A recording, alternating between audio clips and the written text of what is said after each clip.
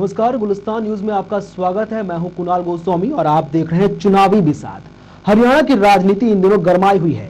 हर दल अपनी जीत का दावा कर रहा है। कांग्रेस अपने पिछले कामों को लेकर जोश में है, तो बीजेपी को लगता है कि मोदी की लहर यहां भी काम करेगी। कहीं गठबंधन की गांठ टूटी तो कोई नए गठबंधन की तलाश में नजर आता है। आखिर क्या कहती है हरियाणा की राजनीति, समझते हैं चुनावी बिसात में गुलिस्तान न्यूज के साथ।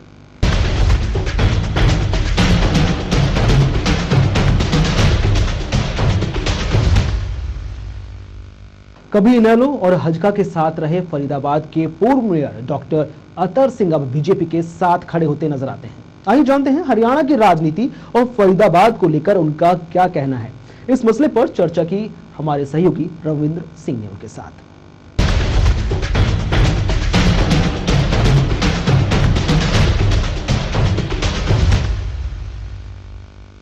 डॉक्टर अतर जी, क्या लगता है, क्योंकि हर पार्टी ये जता रही है कि उस मजबूती के साथ वो सामने आएगी, वो अपना वोट बैंक हासिल करेगी। हुड्डा को भी ऐसा लग रहा है कि जो उन्होंने पिछले काम किए हैं, जो कुछ हरियाणा को दिया है, उसके बिहाफ पे फरीदाबाद में भी वो अपने पैड फिर से पार्टी के बनवाएंगे। देखिए रविंद्र सिंह जी, जहाँ तक हुड्डा की बात है, जैसा कि मैंने अभी आपको बताया कि 48 साल हो चुके हैं हरियाणा को बने जी। और इन 48 सालों में 31 वर्ष जो है कांग्रेस का शासन रहा। और मैं समझता हूं, जैसे आप फरीदाबाद की, तो फरीदाबाद सोकॉल साउथ हरियाणा, जिसमें फरीदाबाद आता है, पलवल जिला आता है, मेवात जिला आता है, तो ये सबसे उपेक्षित क्षेत्र रहा है। यहाँ से फरीदाबाद से रेवेन्यू सबसे ज्यादा जाता है सरकार के लिए, लेकिन बहुत ही पिछड़ा हुआ है और बहुत उपेक्षित रहा है विकास में और सब बातों में। लेकिन क्या लगता है, बीजेपी की अगर बात की जाए, कितनी मजबूत बीजेपी अपनी स्थिति समझते हैं? मैं समझता हूं कि अभी तक बीजेपी को लोगों ने वो नहीं दिया। हालांकि 3 बार 3 सरकारें हरियाणा में बीजेपी के सहयोग से बनी हैं, लेकिन सरकार बना तो ली बीजेपी के सहयोग से, लेकिन उन्होंने फिर बीजेपी को दरकिनार कर दिया। तो अब इन सब बातों को देखते हुए आज जो स्थिति है, तो सभी हरियाणा वासी लोगों की, सबकी, देशवासियों की नजर प्रधानमंत्री नरेंद्र मोदी को देखते हुए आज हरियाणा में जो है बिल्कुल बीजेपी सरकार बनाने की स्थिति में है। लेकिन सबसे खास बात होती है, लोग वोट उसको देते हैं जब उनको लगता है कि ये चेहरा उतना मजबूत है कि अगर हम इनको वोट देंगे तो ये विकास के रास्ते पर चलेंगे। क्या लगता है कि बीजेपी के पास वो चेहरे हैं जो फरीदाबाद में बीजेपी की स्थिति मजबूत कर पाए? बिल्कुल। फरीदाबाद में अब एक मैसेज जो है, ये पहली मर्तबा जो है ऐसा हुआ है कि जो फरीदाबाद से चौधरी कृष्णपाल गुर्जर जी जो सांसद बने हैं, उनको भारतीय जनता पार्टी ने मिनिस्टर बनाया है, MOS मिनिस्टर ऑफ स्टेट बनाया है गवर्नमेंट ऑफ इंडिया में। तो इसका मैसेज इससे ऐसे लगता है फरीदाबाद वासियों को कि अब जो है बीजेपी के राज में जो है फरीदाबाद उपेक्षित नहीं रहेगा। और चौधरी कृष्णपाल गुर्जर जी एक बहुत ही निहायत ही ईमानदार और कर्मठ नेता रहे हैं और उनके उसमें जो है फरीदाबाद में विकास होगा। लेकिन एक डर भी है कहीं ना कहीं बीजेपी के नेताओं में। फिलहाल जो चुनाव हुए, अभी तक की जो स्थिति बाकी प्रदेशों में रही है, उससे थोड़ा सा सहमे हैं बीजेपी के नेता। उनको लगने लगा है लोगों को कि कहीं ऐसा तो नहीं नरेंद्र मोदी का जादू कम हो गया, तो वो जादू फिर किस तरह से हरियाणा में चलेगा, किस तरह से पैड बना? नहीं, ऐसा नहीं है। हम जो है देख रहे हैं जनता में उतना ही जोश है और जो है अच्छे कैंडिडेट भारतीय जनता पार्टी उतारेगी और अवश्य जो है सरकार बनाएगी। किन मुद्दों के साथ जाएंगे, क्या मुद्दे होंगे? क्योंकि हुड्डा स्पष्ट कर चुके हैं, उनको लगता है कि वो मजबूती के साथ सामने आएंगे। बीजेपी के पास वो कौन से मुद्दे हैं? सबसे बड़ा मुद्दा बीजेपी के पास ये है कि अब तक जो भी सरकारें रही हैं, उन्होंने क्षेत्रवाद और पक्षपात की राजनीति की है, चाहे वो विकास का हो, चाहे वो एम्प्लॉयमेंट का हो। लेकिन भारतीय जनता पार्टी में ऐसा नजर आता है कि ये कहीं किसी तरह का भी पक्षपात विकास में, एम्प्लॉयमेंट में और जो भी जन योजनाएं हैं उनमें कहीं कोई पक्षपात नहीं करेगी। क्या लगता है कि कुछ कमियां ऐसी रह गई हैं? क्योंकि बिजली पानी का मुद्दा है, उसको लेकर बीजेपी आगे बढ़ेगी, रोजगार है, उसको लेकर बीजेपी आगे बढ़ेगी, जो सर्कल रेट को लेकर जो ज़मीन के दाम दिए जाने चाहिए, लोग ठगे रह जाते हैं, किसानों की ज़मीन का मामला है, उसको लेकर बीजेपी आगे बढ़ेगी। लेकिन इससे भी कोई इनकार नहीं करता है कि हुड्डा ने जिस तरह का विकास करवाया है उसके ब्याह पर हो सकता है कि पाला उस तरफ झुक जाए। नहीं, ऐसा बिल्कुल भी नहीं है। फरीदाबाद में कोई ऐसा विकास नहीं हुआ जिसका हम जिक्र कर सकें। और जो है, जैसा कि अभी आपने जो चीज़ें आपने अभी डिस्कस की हैं, रोजगार का, विकास का और इस तरह की जो बातें हैं, उसमें कोई पक्षपात नहीं होगा। पूरे हरियाणा को एक जैसा ट्रीट किया जाएगा। इस तरीके से भारतीय जनता पार्टी की सोच है, भारतीय जनता पार्टी के जो नेताओं की सोच है कि ऐसा लगता है कि भाई वो बिल्कुल सबके साथ न्याय, सब समान विकास कराएगी और हरियाणा का उद्धार होगा।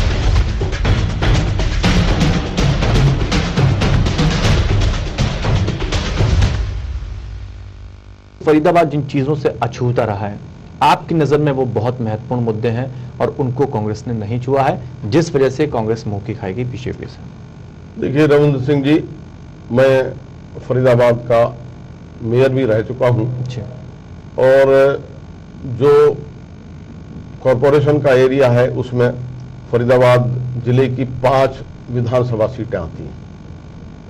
तो उसमें जैसा कि कांग्रेस ने ज़्यादा शासन किया है, तो आज भी बिजली, पानी और सड़कें, बुरा हाल है फरीदाबाद का। आज भी वहाँ आपको सड़कों पे गड्ढे नजर आएंगे। शायद ऐसी बहुत सड़कें हैं और बहुत इंपॉर्टेंट वो लोगों के लिए हैं जो पिछले 30 सालों से नहीं बनी। लेकिन क्या लगता नहीं कि मेयर रहते आपको जो काम करने चाहिए तो उसमें सफल हुए हैं अभी तक?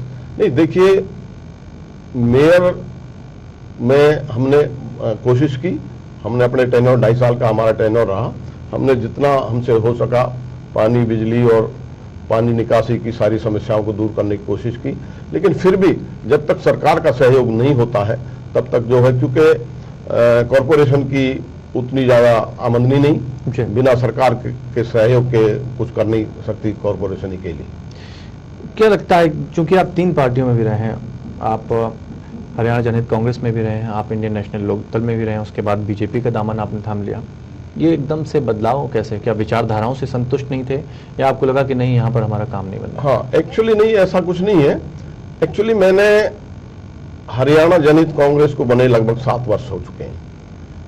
मैंने कभी उनको ज्वाइन नहीं किया, लेकिन जब लगभग 3 वर्ष पहले उन्होंने भारतीय जनता पार्टी के साथ गठबंधन किया तो मैंने सोच के कि भाई चलो ये इस क्षेत्रीय पार्टी है, इनसे सीधी बात करके, और क्योंकि बीजेपी से इनका अलायंस है तो हम बीजेपी के साथ मिलके जो अच्छा काम कर पाएंगे, ऐसा सोच के हमने ज्वाइन किया। और मैंने 4 जनवरी 2012 को हरियाणा जनहित कांग्रेस पार्टी ज्वाइन की।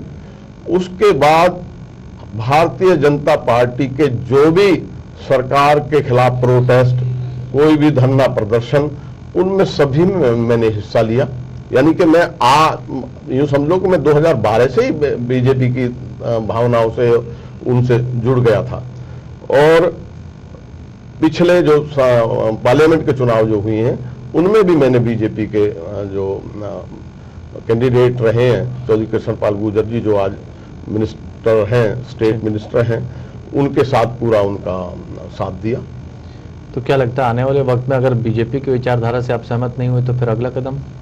नहीं, देखो ऐसा कुछ नहीं है, ऐसा कुछ नहीं है। और हमें पूरी उम्मीद है कि बीजेपी जो है सक्षम होगी और हरियाणा का उद्धार होगा, फरीदाबाद का उद्धार होगा। लेकिन क्या किस तरह से होगी? क्योंकि मुद्दे तो उठाना ठीक लाजमी है, लेकिन जनता के दिलों पर भी राज करना चाहिए। जिस हिसाब से देखा जाए स्थिति जो आपके और हजका के बीच बनी हुई, हजका स्पष्ट रूप से कह रहे हैं कि हमें धोखा दिया गया है, हमारे साथ जिस तरह की गठबंधन की बात कही वो यहाँ पर पूरी करते हुए नजर नहीं आ रहे हैं, तो ऐसे में कैसे भरोसा किया जाएगा आगे? देखिए, भरोसे की बात यह है कि अभी तक भारतीय जनता पार्टी को हरियाणा में जनता ने मैंडेट नहीं दिया है, और तो उस पर भारतीय जनता पार्टी पे कोई ब्लेम करना वाजिब नहीं है। लेकिन इसके पीछे की वजह भी तो जाननी होगी, जनता जानना चाहिए क्यों जनता ने आपको दरकिनार किया, नहीं, जनता ने दरकिनार नहीं किया। 3 बार कुछ पार्टियों ने जो है सरकारें बनाई हैं बीजेपी के सहयोग लेकर, लेकिन सहयोग तो ले लिया, सरकारें तो बना ली, लेकिन बीजेपी को दरकिनार कर दिया। तो बीजेपी की जो विचारधारा लोगों के लिए थी, लोगों के लिए कुछ करने की थी, तो वो चांस नहीं मिला। तो लगता नहीं कि लोकसभा के चुनाव विधानसभा के चुनाव से थोड़ा डिफर हो जाते हैं, और लोकसभा में जिस तरह से बीजेपी को कई जगह पर झटका लगा है, माफी जगह विधानसभा के चुनाव में, लेकिन नरेंद्र मोदी की जो विचारधारा, नरेंद्र मोदी बात करते हैं देश की एकता की, सबको साथ लेके चलने की, इस तरह की उन्होंने बातें कही, और इसका जो फायदा है उनको लोकसभा के चुनाव मिला। विधानसभा चुनाव खासकर हरियाणा की अगर हम बात करते हैं तो वहां पर जातिगत आधार पर जो है चेहरा तय होता है, जातिगत आधार पर ही वोट बैंक तय किया जाता है। तो ऐसे में कैसे बीजेपी अछूती रहेगी? दो तरह की विचारधारा नहीं हो जाएंगी? नहीं, तो अलग अलग रास्ते हो जाएंगे? ऐसा कुछ नहीं है कि बीजेपी भी हर जाति, हर धर्म और सबका मान सम्मान रखते हुए उस तरह से ही जो है चुनाव प्रचार में रहेगी और उस तरह से ही कैंडिडेट निर्धारित करेगी। यानी विचारधारा को अगर बदलना पड़े तो बीजेपी बदलेगी? नहीं, विचारधारा तो जो है, अब जैसा कि आप नरेंद्र मोदी आज जो है 100 दिन पूरे बीजेपी गवर्नमेंट को हुए हैं, तो आज कहीं भी जो है वो, मैं ये समझता हूं कि वो एक त्यागी और तपस्वी व्यक्ति हैं और वो निस्वार्थ भावना से देश की सेवा में जुटे हैं, और उनके जो विचार आ रहे हैं, जो उनके कार्य जो कर रहे हैं, उससे जनता बहुत प्रभावित है। तो बीजेपी कैसे पैठ बनाएगी? आपने कहा कि अभी दरकिनार किया है, एक विचारधारा है, फिर आप जातिगत आधार भी, चेहरा भी आपको तय करना पड़ेगा, तो ये सारी चीजें एक साथ कैसे हो पाएंगी? लेकिन अब ये माहौल बन चुका है, हम जनता के बीच में रहते हैं। मैं आपको बताया, मैं 10 साल ग्राम पंचायत भाकरी फरीदाबाद सरपंच भी रहा हूं, और लोगों से मेरा, चाहे वो शहर के लोग हैं, मेयर रहा हूं तो शहरी लोगों से मेरा जुड़ाव रहा है, और सरपंच रहा हूं तो मेरा ग्रामीण क्षेत्रों से लगाव रहा है। हमारा सवाल थोड़ा सा डिफर था जी। आपने विचारधारा की बात कही कि हम एक विचारधारा को लेकर चल रहे हैं, नरेंद्र मोदी जी के भी आदर्शों को लेकर आगे चल रहे हैं। दूसरी तरफ हमने ये पूछा था कि जातिगत आधार पर चेहरा तय होता है हरियाणा में, उसी के आधार पर वोट बैंक पर पकड़ बनती है। तो दो अलग अलग विचारधारा बदलनी पड़ेगी क्या बीजेपी को? नहीं, विचारधारा बदलने की मैं समझता हूँ जरूरत नहीं है। जो विचारधारा है, जो बीजेपी का कार्यक्रम है, वो उस पर अपना कार्य कर रही है। और चेहरा किस आधार पर तय होगा? चेहरा जो जातिगत आधार पर तय होगा या व्यक्तित्व के आधार पर? नहीं, व्यक्तित्व के आधार पर। तो आपको क्या लगता है कि आने वाले वक्त में कौन से चेहरे हैं जो स्थिति मजबूत करें? अब ये तो देखिए, अब बहुत लोग जो है अपना जो भी कोई भी कार्य करता है पार्टी का, उसका नाम ऐसे जरूर होंगे जो आपके जहन में होंगे या पार्टी के जहन में होंगे, जिनको आगे लेकर उसका हक है हर कार्यकर्ता का भी, वो अपने लिए जो है टिकट पार्टी से मांगे। लेकिन ये जो हमारे केंद्रीय नेतृत्व है जो पार्टी का, वो ये तय करेगा, वो कंपैरिजन करेगा, जो अच्छे हैं, जिनकी पकड़ है, और जो सीट को निकालेंगे उनको टिकट मिलेगा। लेकिन पार्टी की अगर देखा जाए अतर जी, बहुत फजीहत भी हुई है अंदरूनी कलह को लेकर। कभी कुर्सियां चल जाती हैं, कभी आपसी गाली गलौज हो जाता है। मीडिया में जब इस तरह की खबरें आती हैं तो निश्चित तौर पर क्या लगता नहीं कि पार्टी की एक तरफ पार्टी अपने आप को मजबूत करने की बात कर रही है, दूसरी तरफ अंदर के अंदर टिकट बंटवारे को लेकर कहें या पद को लेकर इस तरह की। देखो जी, इतना बड़ा संगठन है, ऐसा भी कुछ नहीं है, लेकिन जो है कहते हैं कि भाई जब घर में 4 बर्तन होते हैं तो खड़कते हैं, तो लेकिन ऐसा कुछ नहीं है कि कोई मतभेद नहीं है। विचारधारा सबकी एक है, वो ठीक है। कोई व्यक्ति कुछ ज्यादा महत्वाकांक्षी होता है, मैं ये समझता हूँ कि इच्छा रखनी चाहिए हर कार्यकर्ता को, लेकिन महत्वाकांक्षी नहीं होना चाहिए। बायोडाटा के आधार पर चेहरा सामने लाया जाएगा या फिर जिसका दबदबा ज्यादा होगा वो सामने? नहीं, जो है व्यक्तित्व के ऊपर और जो है तजर्बा के ऊपर, इस तरह जो है ये तय किए जाएंगे। परिसीमन का कितना असर पड़ा है? क्योंकि एक वक्त तक तो यही रहा कि समझ ही नहीं पाया कि किसको हमें वोट देना। उस आधार पर जब बाद में पता चला तो फिर ये देखा गया कि नहीं, हमको तो इस तरह से वोट देना चाहिए था। तो क्या लगता है परिसीमन, जो डिलिमिटेशन की आप बात करें, डिलिमिटेशन से तो ये है कि भाई अब फरीदाबाद में पहले जो है 3 सीट हुआ करती थी, उसमें 3.5 लाख वोटर्स होते थे। जी। परिसीमन में वो जो है यहाँ 3 सीट बढ़ गई, 3 की 6 हो गई, तो दायरा कुछ कम हो गया। तो उसमें भी डेवलपमेंट के हिसाब से ठीक ही रहता कि भाई जो भी वहाँ का रिप्रेजेंटेटिव है, नुमाइंदा है, उसको वहाँ डेवलपमेंट कराने में आसानी थोड़ी रहेगी। कांग्रेस की नीतियों में जो आप पैठ लगाने की कोशिश कर रहे हैं, उनके गढ़ में पैठ लगाने की कोशिश कर रहे हैं, क्या लगता है कि अभी कांग्रेस कहाँ कहाँ कमजोर है फरीदाबाद में आपसे? नहीं, अब तो कहाँ कहाँ नहीं, अब तो पूरी तरह फ्लॉप है कांग्रेस। लेकिन वो ऐसा कोई ना कोई इक्का छोड़ देते हैं जिससे बीजेपी फिर से बैकफुट पर आ जाती है। नहीं, बिल्कुल कैसे भी उभरेंगे? हुड्डा कोई ना कोई ऐसा तीर अपने अंदर पास रखते हैं। अब कोई ऐसा उनके पास तीर नहीं है। आपके पास कौन सा ब्रह्मास्त्र? अब तो जो है जनता जो है पूरा मन बना चुकी है। जनता ने हर हालत में हरियाणा में भारतीय जनता पार्टी की सरकार बनानी। ये खैर अगर कांग्रेस के किसी व्यक्ति से, नेता से पूछेंगे तो वो भी यही नहीं, ये बिल्कुल बड़ी आपकी बात, बिल्कुल मैं मानता हूँ आपकी, लेकिन मैं जो जमीनी हकीकत है आज की, वो मैं आपको रविंद्र जी मैं बोल रहा हूँ। HSGPC का जो मुद्दा उठा, उस पर कहीं ना कहीं हुड्डा ने पकड़ बनाई। जाट वोट उनका अपना पक्का है, उस पर उन्होंने पकड़ बनाई। आप कैसे पकड़ बनाएंगे? नहीं, ऐसा कुछ नहीं है। सभी, मैं कहता हूँ सभी जाति धर्म के लोग भारतीय जनता पार्टी तो उनके पास में है। नहीं, सभी लोग हैं। ऐसा कुछ नहीं है कि भाई एक पर्टिकुलर किसी जाति और धर्म को लेकर तो कोई सरकार बनती नहीं है, और भारतीय जनता पार्टी सबको साथ लेकर चल रही है। तो हर हालत में जो है हरियाणा में भारतीय जनता पार्टी की सरकार बनेगी। तो आने वाले वक्त में आपकी क्या भूमिका होगी पार्टी की? कितनी पार्टी मजबूती दे पाएंगे और किस तरह से घेरने की कोशिश करेंगे सरकार? मैंने जैसे कि मैं अब फरीदाबाद की बात करता हूँ। फरीदाबाद लोकसभा में 9 विधानसभा क्षेत्र हैं। 9 विधानसभा क्षेत्रों में अपना प्रभाव है, जहाँ पूरी ड्यूटी देंगे, लोगों को जन जन तक अप्रोच करेंगे। चलिए, तो ये स्थिति बन रही है हरियाणा की। आप समझ सकते हैं कि फरीदाबाद में बहुत सारे ऐसे मुद्दे हैं जिसको बीजेपी पूरी तरह से बनाने की कोशिश करेगी, लेकिन कितना मजबूती देगी आम जनता, क्योंकि वो भी ये जान चुकी है कि उसका एक एक वोट जो है काफी मजबूत है। रोजगार की बात चूंकि बीजेपी ने कही, कैसे रोजगार मुहैया करा पाएगी, क्या कुछ पार्टी इसके लिए कहेगी, वो भी हम जानने की कोशिश करते हैं। रोजगार सबसे बड़ा मुद्दा, बिजली मुद्दा, महिलाओं को सुरक्षा की बात, जो कि भूपेंद्र सिंह हुड्डा ने किसी भी तरह से जिक्र नहीं किया। कैसे महिलाओं की सुरक्षा करेंगे? क्या वो फंडे होंगे बीजेपी के पास? क्या वो नजरिया होगा बीजेपी के पास जो रोजगार मुहैया करा पाएंगे जो बेरोजगार लोग हैं? देखिए, फरीदाबाद एक बहुत बड़ा इंडस्ट्रियल टाउन रहा है, लेकिन मैं समझता हूं कि फरीदाबाद की इंडस्ट्री जो है डूबती चली गई है। आज जो है मैं समझता हूं कि भारतीय जनता पार्टी उन सभी जो सिक यूनिट्स पड़ी हैं, जो उद्योग बंद होने के कगार पे हैं, उनकी तरफ ध्यान देगी। और मैं समझता हूं कि अगर फरीदाबाद में वही इंडस्ट्री दोबारा से सही लाइन पे आ जाए तो रोजगार की कहीं कोई कमी नहीं रहेगी।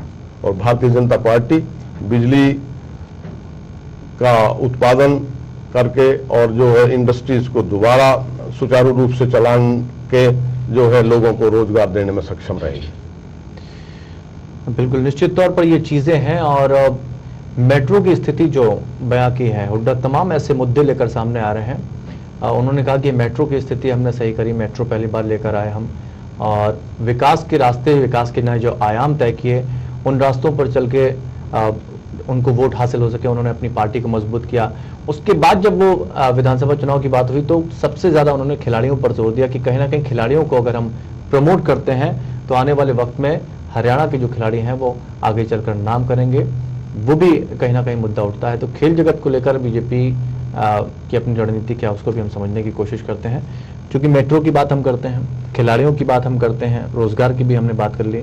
खिलाड़ियों को लेकर या फिर और नई चीजों को लेकर, जिस तरह से नरेंद्र मोदी जापान गए हुए हैं, जापान से उन्होंने काशी की तरफ रुख किया कि कुछ चीजें ऐसी हैं जो हम यहाँ पर भी लेके आएंगे। क्या हरियाणा के लिए भी उन्होंने कोई ऐसा रोड मैप बीजेपी ने तैयार किया कि इस रोड मैप के साथ हम आगे जाएंगे?